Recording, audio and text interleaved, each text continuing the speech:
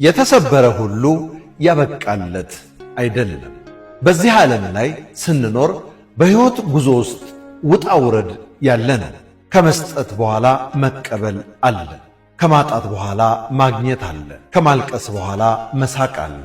ከሕመም በኋላ መዳንና ሥራ ከማጣት በኋላ መልካም ሥራ ማግኘት አለ።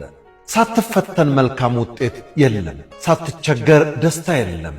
ለመኖር ዋጋ ትከፍላለህ። ለመኖር ስትል ዝቅ ትላለህ። ለመኖር ስትል እንባ ታፈሳለህ። ለመኖር ከሀገር ትሰደዳለህ። ለመኖር ስትል ዝቅ ትላለህ። ለመኖር ስትል አንገት ትደፋለህ።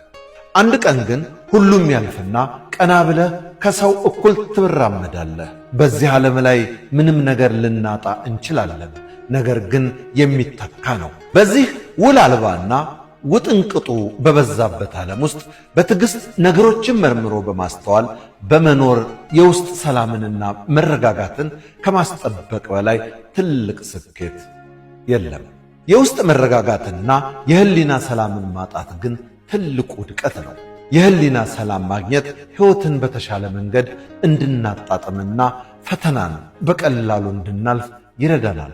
ስለዚህ ስንኖር ልብሳችን እንዳይቆሽሽ ሳይሆን ህሊናችን እንዳይቆሽሽ እንጠንቀቅ። አጥንታችን እንዳይሰበር ብቻ ሳይሆን ልባችን እንዳይሰበር እንጠንቀቅ። ይህን አስታውሱ። የተሰበረ እጅ ይሰራል፣ የተሰበረ ልብ ግን አይሰራም።